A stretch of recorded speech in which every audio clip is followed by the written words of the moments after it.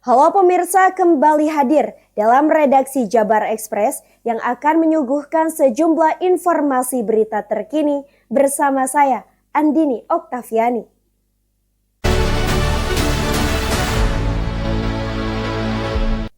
Pemirsa, 6 penjabat kepala daerah di Jawa Barat telah ditetapkan pemerintah Provinsi Jawa Barat.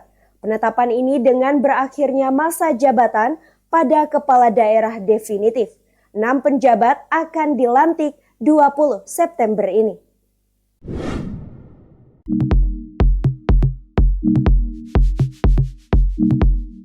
6 penjabat kepala daerah meliputi 3 penjabat wali kota dan 3 penjabat bupati akan dilantik 20 September 2023.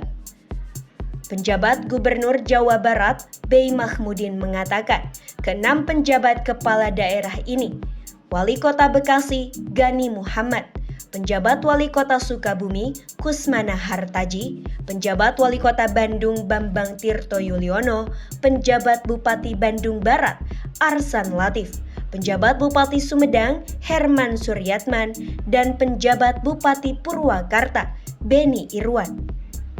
Ke-6 penjabat itu akan menggantikan kepala daerah definitif yang akan habis masa tugasnya pada September ini. Nama-nama yang diusulkan sudah sesuai dalam ketentuan yang berlaku. Penjabat Gubernur Jawa Barat sudah menerima surat dari Kemendagri terkait 6 pejabat kepala daerah, 3 wali kota, 3 bupati yang akan dilantik pada tanggal 20 September.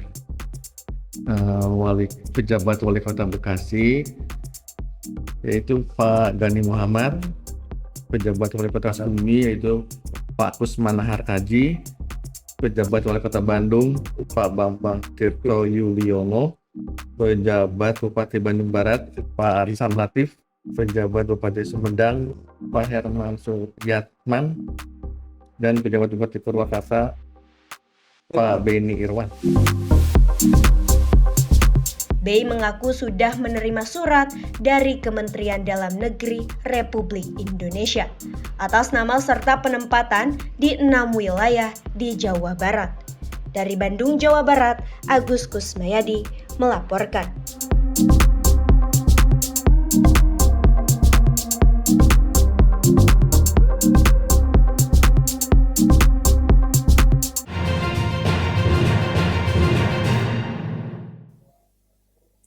Informasi lain, PT Jasa Marga dan Muspika, Kecamatan Bandung Kulon, membongkar bangunan liar yang berdiri di lahan milik Jasa Marga di kawasan Cigondewa, Kota Bandung.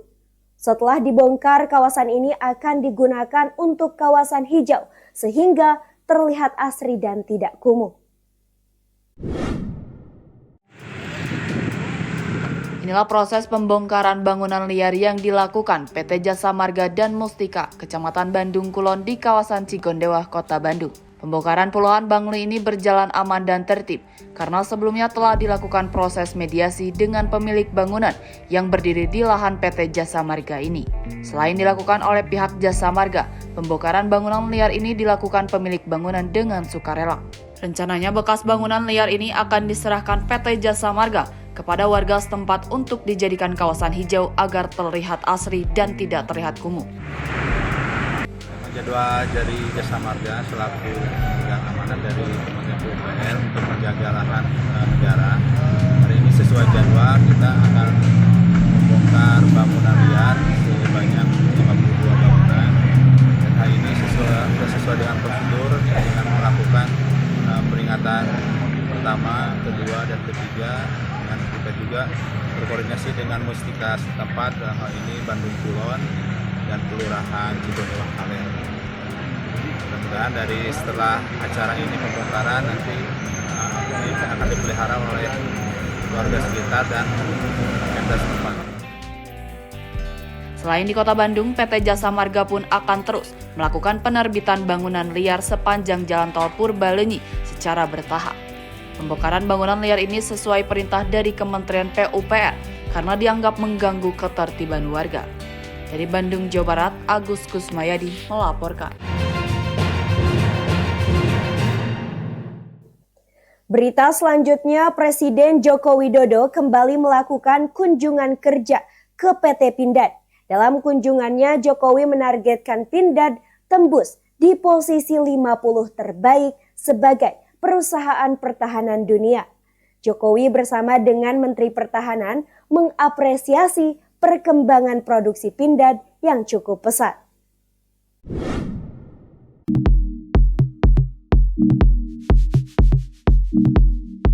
Presiden Joko Widodo atau Jokowi bersama Menteri Pertahanan Menhan Prabowo Subianto dan jajarannya pada Selasa siang melakukan kunjungan ke PT Pindad di Kota Bandung. Jokowi melihat-lihat produksi kendaraan tempur yang dimiliki oleh PT Pindad. Usai melihat-lihat hasil produksi Pindad, Jokowi mengatakan targetkan Pindad tembus di posisi 50 terbaik sebagai perusahaan pertahanan dunia. Sebelumnya tahun 2022, Pindad sebagai perusahaan pertahanan berada di posisi 79 di dunia. Diperkirakan tahun ini sudah masuk ke angka 60 dan 2025 nanti diharapkan masuk top 50 sehingga progres terlihat. Jokowi pun mengapresiasi Kemenhan yang rutin memesan hasil produksi Pindad.